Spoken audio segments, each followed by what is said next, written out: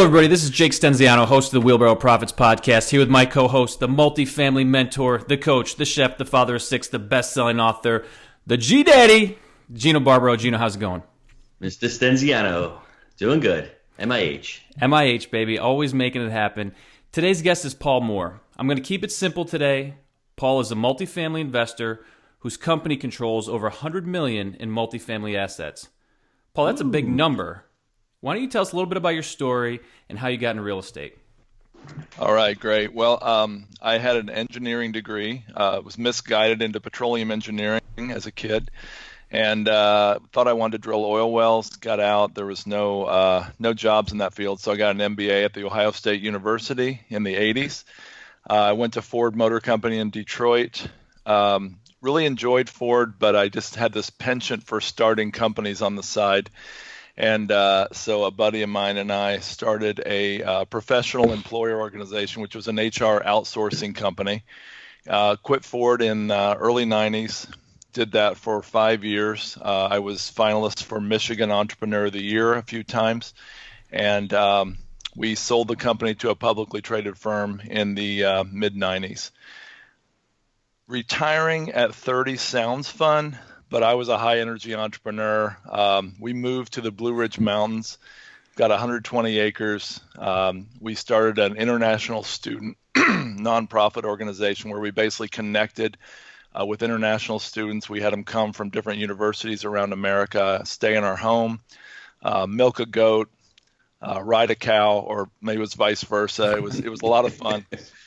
And basically did that for a while, but I got bored pretty quickly, and so started investing and started buying and flipping real estate, started building, did some subdivisions, basically made a ton of mistakes, went through a lot of pain. It was 18 more years of school, as I say, and not one I'd really necessarily want to repeat. But anyway, we're doing well now.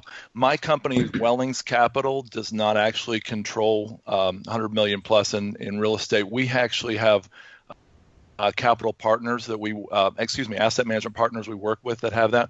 We are a brand new entity, and we are just relaunching. We're actually launching a fund right now to purchase multifamily, and we're just in the process of launching that this month. So, Paul, why real estate? I noticed that, so originally I kind of fell into it because a friend of mine and I were both kind of bored in 99, and we basically looked at all the different options for wealth creation out there. I noticed that a large percentage of the Forbes 400 had made their money in real estate or sustained it in real estate, so decided that would probably be a good option. We started out by flipping homes. My first deal was we went to the courthouse steps on an icy day in December of 99, I think it was, or 2000. And we were the only people there bidding on a house. We bid on it. We got it for $34,000. We slapped Dakota paint on it, cleaned the carpet, and put it back on the market with a for sale by owner sign for $65,000. Sold it in about 3 hours. And I thought, this is going to be easy. I multiplied that by 24 and figured out we could do, 2 of those per month easily, right? And we'd be doing really well. Well, we lost money on the next 2 deals, and I realized it was not that easy. So tell us, give us some pain stories of your, beginning in real estate, because usually when you start out good, that's not a good sign, because like you said, sky's the limit. I'm going to be great. And then all of a sudden reality hits you, huh? Yeah, I thought you only had 40 minutes. I'll make it 45. I'll throw in another couple minutes for it. No, I've got so many pain stories. They're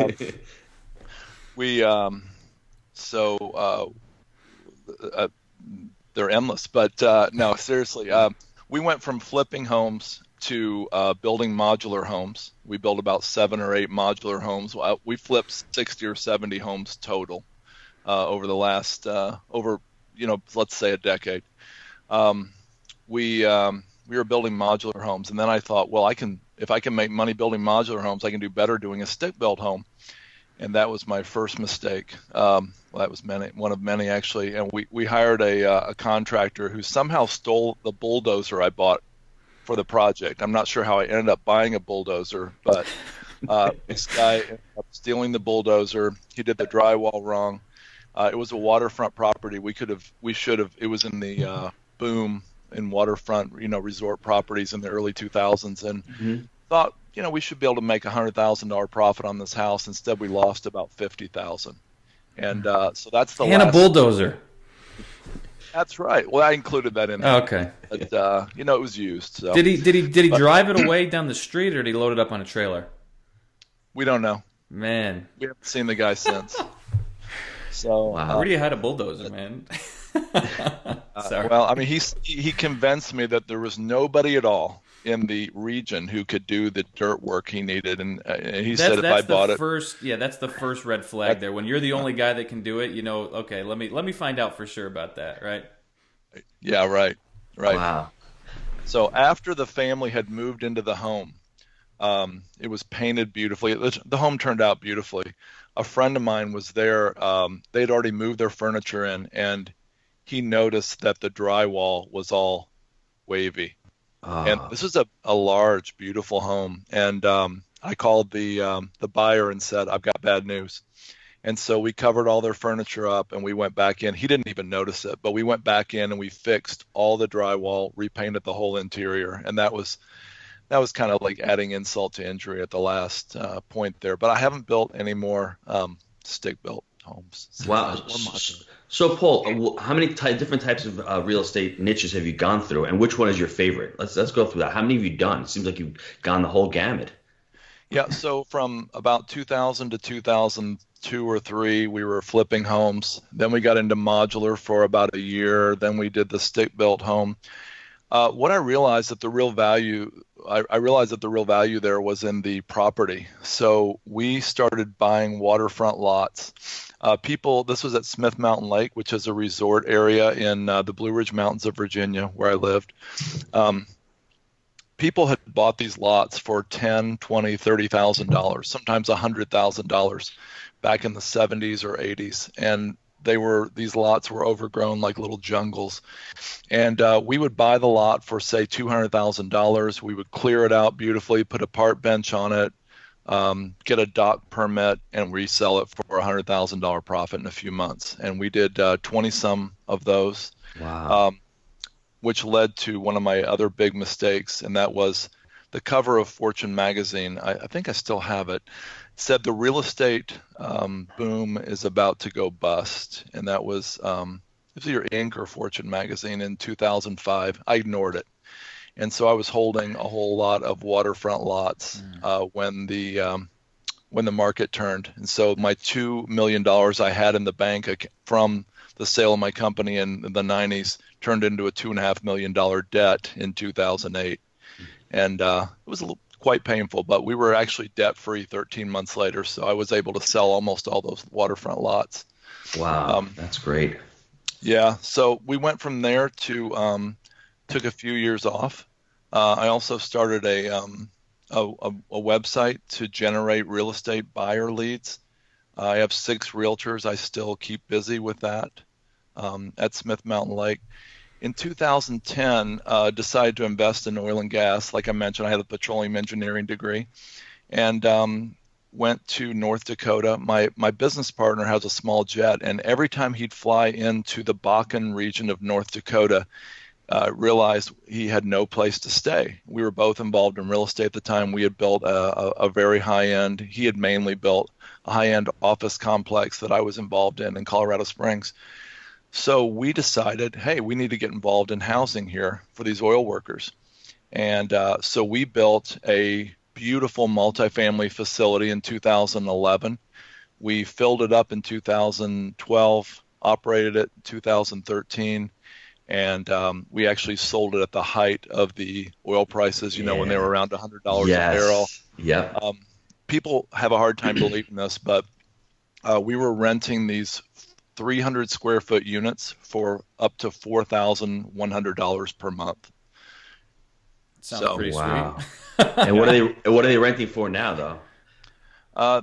Actually, we decided we were going to build the nicest multifamily facility. A lot of people were slapping these, like basically slapping trailers together. They were called man camps. You might have heard of that. We decided to build a really high-end facility. And so it's actually still 50% full, and they're still renting for, maybe $1,500 a month, which is far better than the competitors, which have just closed up shop. So what do you see happening in that market right there in North Dakota? Is it ever going to come back, or are they just so hooked up with natural gas in that part of the economy? Yeah, I think it will come back slowly if oil prices rise, which I think they're going to eventually. I'm really glad we sold at the top of the market. That was the best real estate deal I ever did. We actually we bought 75 acres with that, so we were able to sell the land, sell the multifamily facility, did really well at the top of the market. The epilogue to that is we decided, if that worked well, we should be able to do more. So we built a very high-end Hyatt House hotel.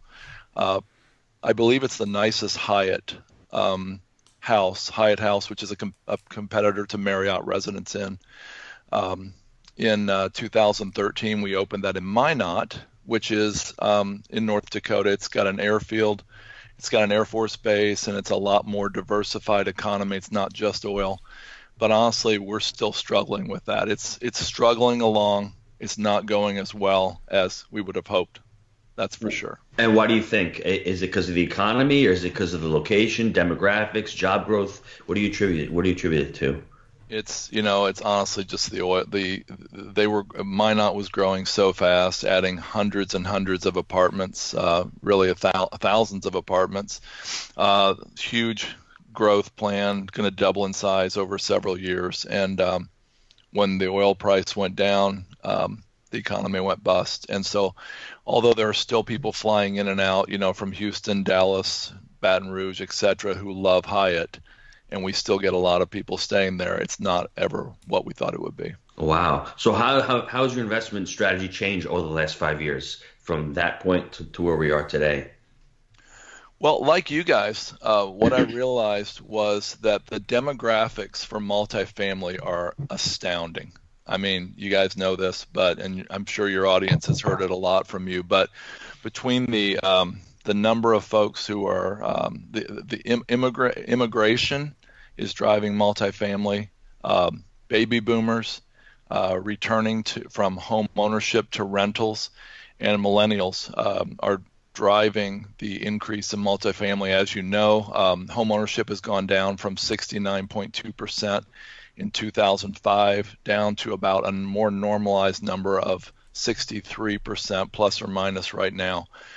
Every drop in percentage is 1 million more renters on Wow. top of the immigration, on top of the millennials who are forming new households. New renters outstripped new apartments at 7.7 to 1 ratio during the recession. So that leaves us with a situation where multifamily looks really good. Now, we obviously did a Class A multifamily in North Dakota. But what I learned from that is that there are opportunities in multifamily, but not necessarily in Class A. My strategy has changed. We, I believe, like you, really believe in the value add Class B multifamily strategy, and that's all we're doing now. We're looking for Class B garden style multifamily, 100 to 200 units or more, in really carefully selected markets. And so that's our strategy now. And don't ever plan to do Class A again. A perfect example of that, I don't have this month's statistics, but we looked at Asheville, North Carolina once, which is not far from you, I believe. Very close. And yeah. You might want to do a hotel there. Their prices are outrageous. They are. I know. I just stayed at the Grove Park Inn with my wife for our anniversary. So, but we looked at that market. They're in all the Southeast, they're showing the highest vacancy rate right now, which I thought was really strange. And so I drilled down into it a little bit deeper. Their Class B and C, if there are any C there, their Class B vacancy rate is about 1%, which is, effectively zero.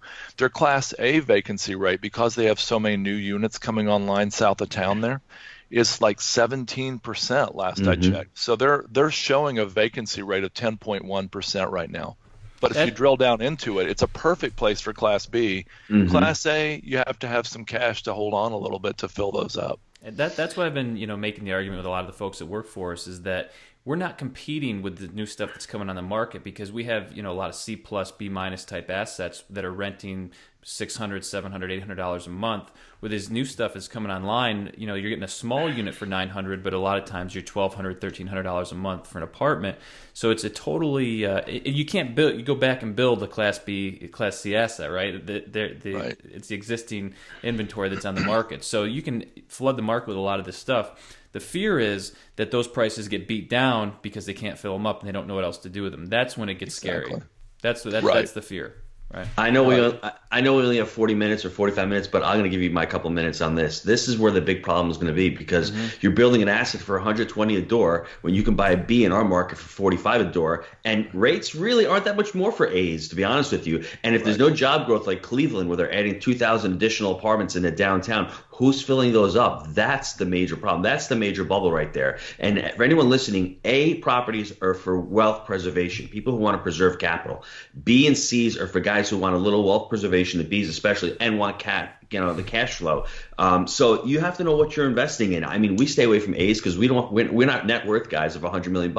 We're not REITs, so that's not our model. And most of our listeners, I think, fall into that category where they want the cash flow, they want the value add, and they want maybe a little like cap appreciation. So I think the B's and the C's are primarily because we're trying to rebuild. Jake and I bought a property, 156 units, 16 units of it was burned down. We bought it at 45 a door. To rebuild it with the foundations, it was over about 90,000 a unit, and that's like after beating people up for prices. So we're going to rebuild something and maybe get $100 a month more for rent than what we have right now. It just made absolutely no economic sense. And these guys are building it. I know money's cheap. I know labor's there, but that's where the next bubble is going to be in the A assets. Right. I think so. Right. I agree. And if because the thing is, there's not enough people, I don't think, at least in our market, to fill all those A's because they may be capped out $25, $30 an hour. So they may not want to spend $1,400 a month on an A asset. So if they can't fill them up, do they drop their prices? Where do these things go? Do they default? That's kind of the wild card for me right now. But. Right. And that points out another thing I love about multifamily, and that is that I've got some graphs in my book that show that rents actually continue to rise in general through the recession while incomes took a huge drop. Because of demand, supply and demand. Supply and demand. And also the obvious fact is that a lot of folks, a lot of baby boomers and such my age, were losing their homes. That's what I mean. So the demand went up. Yeah. Right. So the demand went up, and where are they going to go? They just lost their home. They're probably not going to go into a $1,700 a month Class A. They're probably going to go into an $800 a month to get back on their feet. So actually, rents continue to rise while incomes dropped during the recession. And that's actually been the case for the last 51 years as we've looked at these statistics. That's a great point, Paul. I like that point. Let me ask you two-part question. How do you analyze a deal? What do you look for in a deal, and what markets are you really trying to really hone in on? Okay, so as far as markets, we have about an 18-point screen we go over, including job growth, net domestic migration. We don't look so much at income growth because a lot of our renters, are not in high-income jobs. But we look at that. We look at the diversification of the economy. We want to make sure it's not all tied up in one employer like we did in North Dakota. Yes. We generally are looking for markets that have over 400,000 people in the market, and that would be a bare minimum.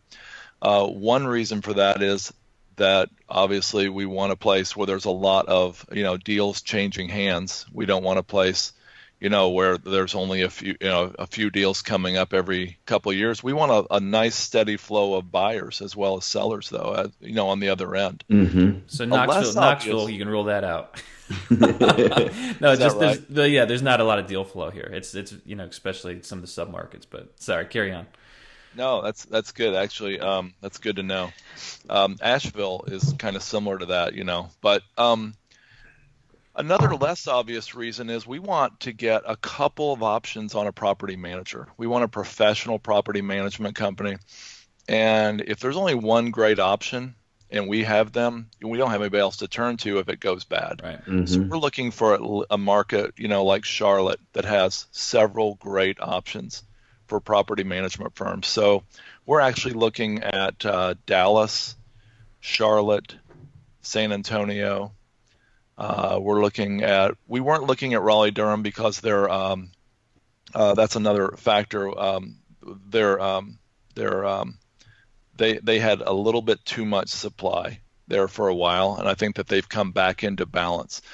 But Indianapolis is another market like that had maybe too much supply, but they seem to be back in balance from what I understand.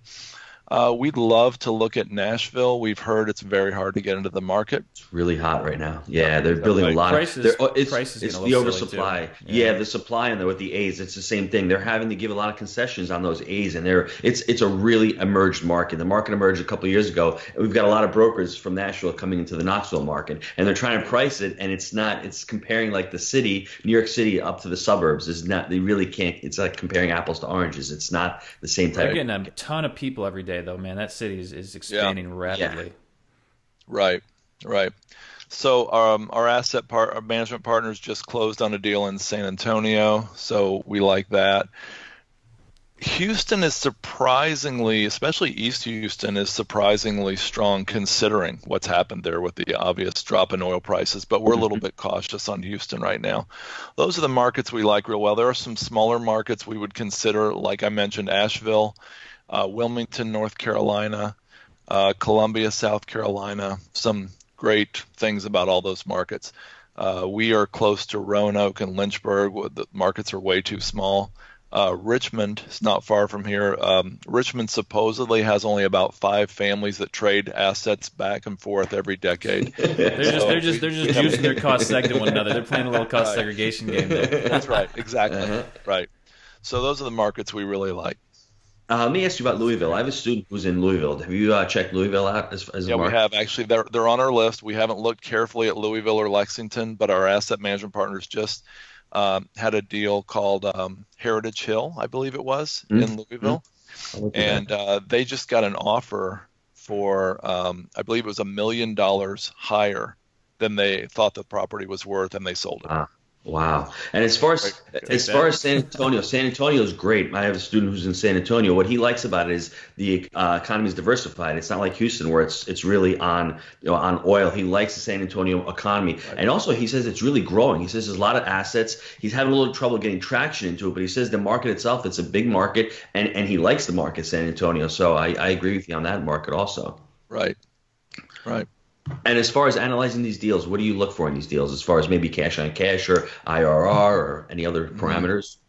We're looking for value add opportunities, and we're generally looking for starting out 5% minimum cash on cash, hopefully 6 or 7, up to, hopefully 8 or 9 or 10% cash on cash, IRR between 15 and 20%.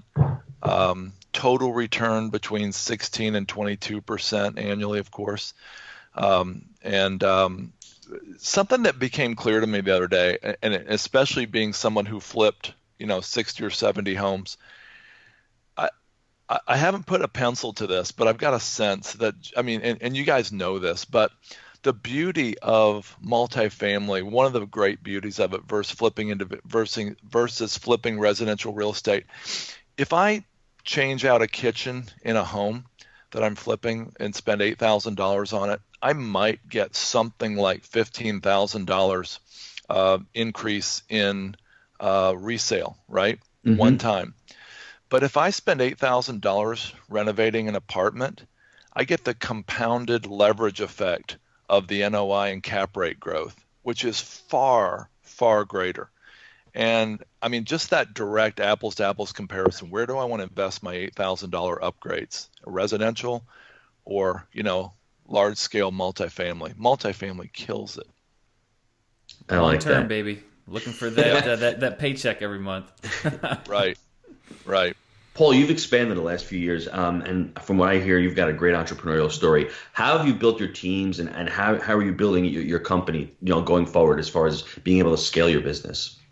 One thing I've learned is that it's really easy to try to bring together a team of people who are very similar, all entrepreneur, type A, startup type guys, because we get along well.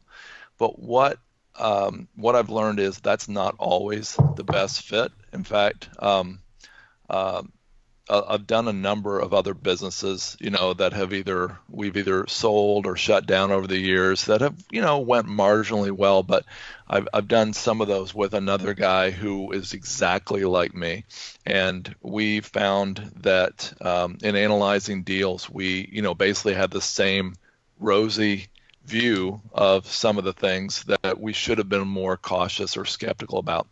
So we've pulled together a team now of people who are very different. I just brought on a guy named Wade Myers. Wade has raised money for about 53 deals over the years. He raised $15.5 million for the Woodlawn football film, in fact, that came out about a year ago. It was a faith-based film. He's raised money. He actually he's going to be on my podcast soon. He's going to tell us how he burned through $72 million in a .com startup that went south. So he's had a lot of pain. He's had a lot of great deals. He's the owner of the seventh largest property management company in America. He's actually the founder and the chairman. He's not the sole owner, but he's very different from me. He looks at things differently. And I think that's really important. As far as bringing on younger interns, what I'm learning is sometimes it pays to give them some tests early on. It's great to meet a young guy. I'm in the same town as Liberty University here, so we got a lot of young people all over the place. It's great to give them small tests early on, and sometimes to even give the same job to two different people, and let's see who does it on time, who does it well, who keeps their word. I'm learning that can be a great way to build a team and to bring on young people, because, again, sometimes my affinity for somebody does not necessarily equate to them doing a great job later. Mm-hmm. So I've got a couple young guys on the team right now who are doing a fabulous job, but we gave them some small tests early on. That's great. Let me ask you one last question in our long story. What is the best real estate investing advice or tip that you have for the listeners?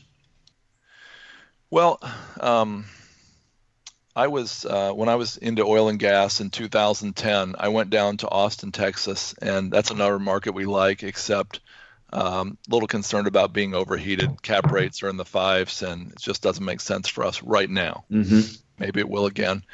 But I was meeting with a guy who owned a small oil company in the Lakes area west of Austin there. And in his best Texas drawl, I said, how do you find deals? How do you find new partners to work with? Not investors, but geologists, partners that basically people bring him deals all the time. And he said, if I see a fly buzzing around, he said, I know there's some manure, he didn't say manure, down beneath. And he said, I run immediately. He said, I don't care how good the deal looks. I don't care how the numbers stack up. I don't care how perfect the geology looks. He said, I immediately walk away. And I said, what do you mean? He said, if I sense, you mentioned NLP. Apparently there are something like 2,000 to 3,000 body language signals and cues, from vocal cues and all kinds of things that almost seem supernatural to me, where we can pick up something's wrong. And honestly, I'll tell you, my wife's way better at that than me. But if you pick up something is wrong in a deal or in a person, or if there's some inconsistency, something that just doesn't seem right, follow your gut. Put your gut ahead of your brain, and especially put your gut ahead of your greed and your natural desire to make a profit. Doesn't even have to be greed, just can be a desire to make money, and walk away.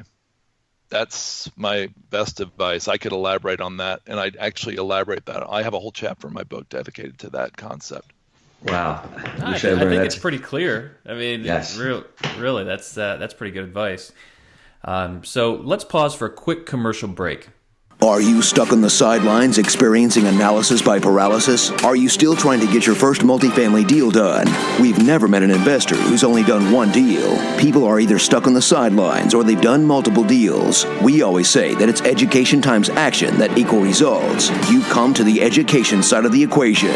Let us help you land your first deal. Call Jake and Gino today at 904-314-9473 to set up a strategy session or email us at gino@jakeandgino.com. Woo! Love that guy. Now back to the show. So, what would you say your best habit for success is? I am a highly driven, type A, running all day. I mean, if I get into a movie theater, my wife calls it an $11 nap for me because when I slow down and actually sit in a dark room, I fall asleep because I'm going so hard, so fast all the time. So I've come up with a discipline where I actually sit quietly and meditate and pray every morning for, my goal is an hour every morning. And Wow. That is the best habit I have, I think, just seeking wisdom and trying not to just be running from the moment I would get out of bed, even though it's tempting to. That's serious dedication right there. That definitely is a good habit. Every morning, huh? I try. Wow, that's great. So you've been around the block. What would you say your favorite book is? Are you a reader? Do you have a business book that you say that's really helped you out? Yeah, well, this was my favorite book for a long time. It's Curious George. But then that was a joke. No, we got to know why, though. You can't just put it up there and just tell us Curious George. Well, he flies a kite, Okay. okay? And I just really like flying kites. I did as a kid, and it's just a really good read. And George is seriously For the YouTube made to guys out stick. there, he's got it. Yeah, right.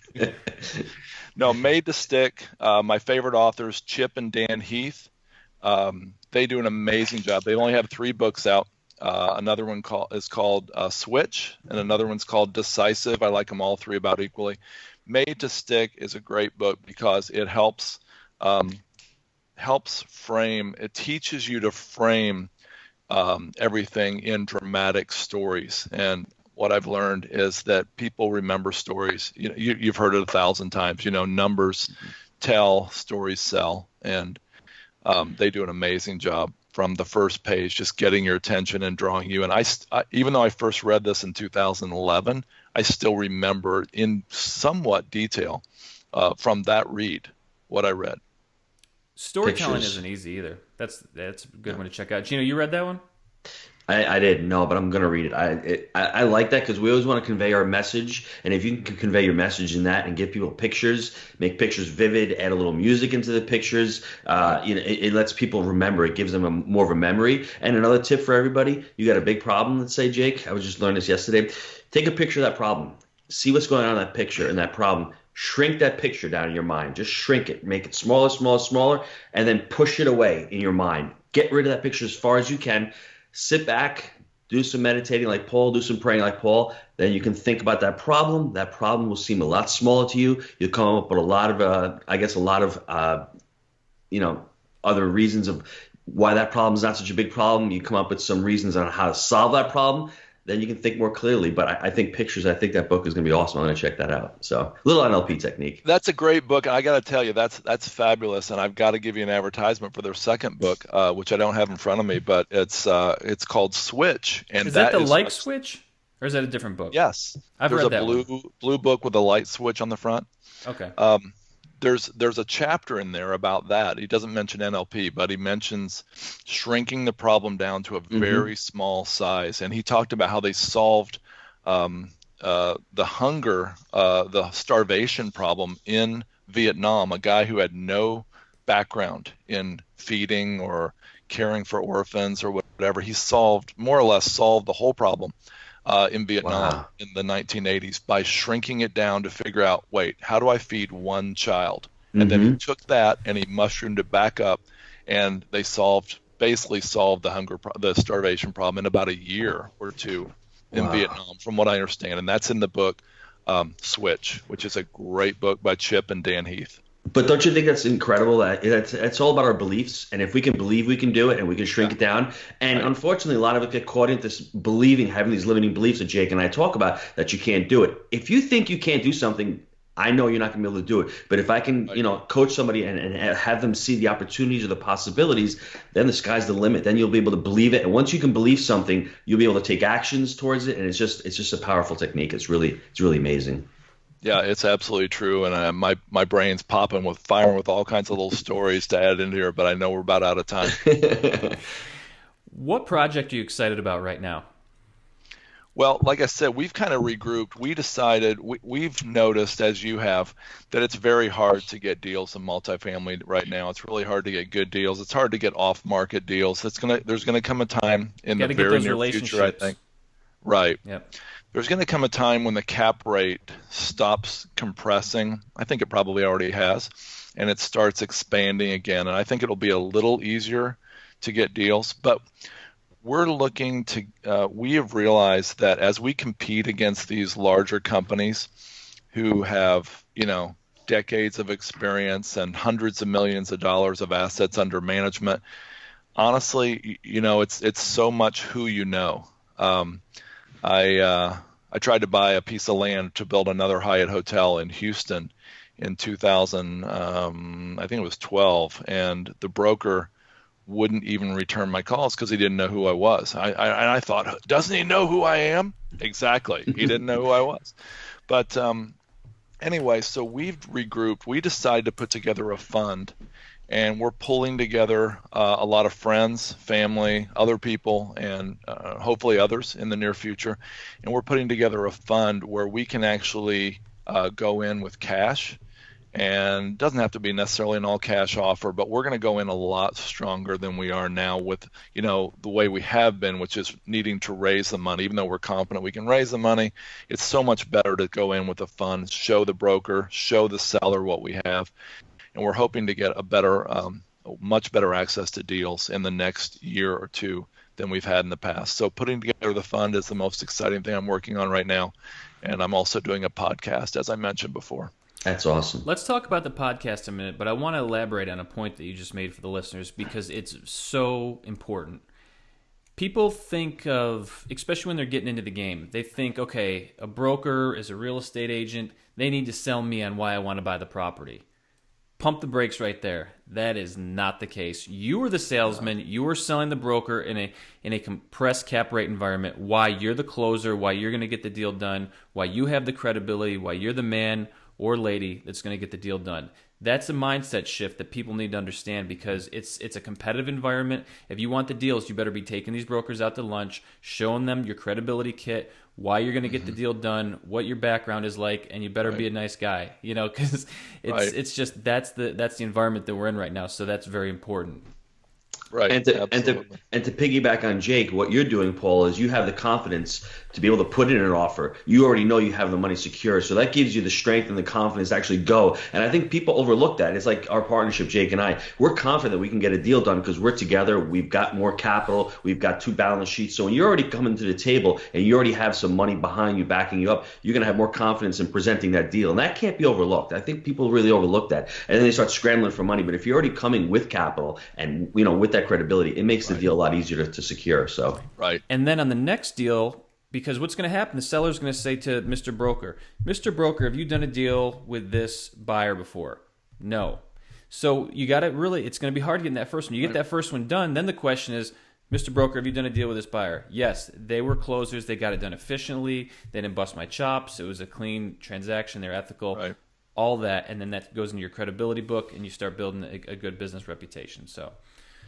Right, and that brings up another point. Man. I'm going to slow down. And that brings up another point. We don't want to do a lot of retrading later. I mean, we just don't want to get a reputation. Get the number right on the front end. Fantastic. Yes, absolutely.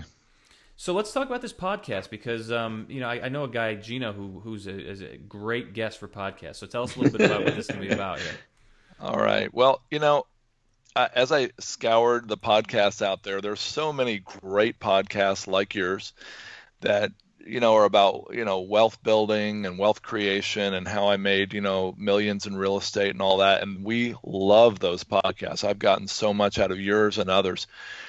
what I hadn't heard a whole lot of is, failure stories. Yet when I hear people speak live, I think, I remember the story of like my friend who lost $72 million and had to make that painful call to Michael Dell, one of his investors, That hurts. and tell him what happened.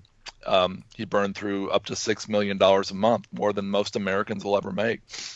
And I feel like failure stories are more tactical in nature, and whereas success stories can often be hard to replicate. For example, the other day I heard about a guy who was sitting in an airport, met an Asian guy who sat down next to him. They had a long conversation, stayed in touch, and the Asian guy eventually sent him $2 million to invest in a startup. And he leveraged that into a multi-million-dollar fortune, paid the guy back, and he's just had this amazing story. Guys, what do I do with that? I mean, do I go sit in an airport now waiting for an Asian guy to walk up? I don't know. How do I replicate that? You could try. I can try. I'll think about it. But if I had heard how he failed to do due diligence on a deal, or he failed to check someone's background who stole his bulldozer or something like that, I can actually apply that to my life. I can go, okay, remember Put a GPS tracking device on the bulldozer when you buy it. Check. Right. That's right. So we came up with this podcast idea to interview highly successful people about their past failures, losses, relationship breakups, money losses, pain, bad deals, and ask them to tell our audience how this happened, how this came about, what they could have done differently, and what they learned. And so we called the podcast How to Lose Money. Well, it's a catchy title, that's for sure. Jake, I could be a guest star in that podcast, bro. Mobile home, baby. We'll talk about it. So yeah. Too? Yes. I got mobile home stories. Oh, man, let me tell you, be another 45 minutes on this show, but it's a painful story, and I can relate to that because it's hard to be humbling. You have to be humbling and eat your humble pie, but at the same time, there's a lot you learn from that, and that makes you a stronger person. And you can do one of two things: you can quit, or you can go away from the pain like I did and get motivated and motivate yourself to learn something else. And that's what I ended up doing. And fortunately, I did that. I really got my education. I didn't know what due diligence was. I didn't know what an operating agreement was back 10, 15 years ago. And I forced myself. And if I had heard everyone else saying, well, real estate's risky, they're right. But it was all upon me. It was all of my limiting beliefs, why I screwed up. And a podcast like yours is going to be truly valuable for the millennials, because there's a lot of millennials out there who are crushing it, who want to crush it. They're not basement dwellers. That's a myth. I think that's a total myth, because I've talked to a lot of them. They want this knowledge. They want to hear. I wrote a blog on what I would do when I was 30 years old. I look back at my 30 years old. Get out of the rat race. Become financially independent. Learn my mistakes. Learn what I did wrong, and then apply it. And then once you're financially free, you can do anything you want. Sky's the limit for you. So I agree. Boom shakalaka. Sorry, Jake. I'm bringing the pain. I didn't mean to. Bring it, baby. Come on now. Pump that chest. Oh. So I just wanted to say a few more things. I just was so amazed at how many different niches and parts of the real estate sector that you've touched. It's just crazy. So you've really, I'm going to, run the gamut on that. You said yourself, but pretty cool. I totally agree, and this is a point that you made earlier, that we're becoming a renter nation, and that's one of the best reasons why multifamily right now. Sell the broker on yourself, not the other way around. I think your podcast is going to accelerate the process for folks, because when you can hear, okay, this guy screwed up here, I'm not going to make that same mistake, and you hear those stories, okay, not going to do that one, right? Accelerate the process, accelerate the education for people. The other thing is, these failures made these entrepreneurs, made these business people who they are today. And I think those war stories are going to be extremely valuable. Right. I agree. Thank you. I appreciate it. We're launching it next week. We've got our first couple episodes already recorded. We talk about Steve Jobs, being fired from Apple, what he learned by plowing millions of dollars into the Lisa project, maybe one you don't remember. Mm-hmm. Now I've watched both movies, read the book, so I'm pretty okay. Yeah, good for you. Love the book, by the way. We talk about Oprah being fired from her first job. Walt Disney was told he had no creative ideas and lacked imagination when he got fired in St. Louis. That's a funny one, right? And Goes on shaken and down on. by the debt collector, right? Uh-huh. Right. Yes. Yeah. Walter Isaacson is the Steve Jobs book I'm referring to, though. It's excellent. Must read. Yeah. So, Right. Paul, let me ask you: how can people get in touch with you? Websites, books. Give us the whole run us the whole gamut. All right. You can get in touch with me at wellingscapital.com. That's WELLINGS capital.com. We will also be launching our new website, howtolosemoney.com. It's already in the works. You can reach me at also at Paul at wellingscapital.com. I've got a book. I've got a book on. I've got 2 books on real estate investing. The new one is available on Amazon. It's called The Perfect Investment: How to Create. What is it? Create enduring wealth from the historic shift to multifamily housing. Very cool. Great book. Yeah, it's a great book. Thanks. Available on Amazon or at wellingscapital.com. Thanks. Go get Great. it. Go get it. So, hey, Paul, great job. Really appreciate you being on the show today. Thank Paul, you. thanks for your time. Appreciate it. I had a great time. Me too. Thanks a lot, and we look forward to having you on our podcast soon. Thanks, Paul.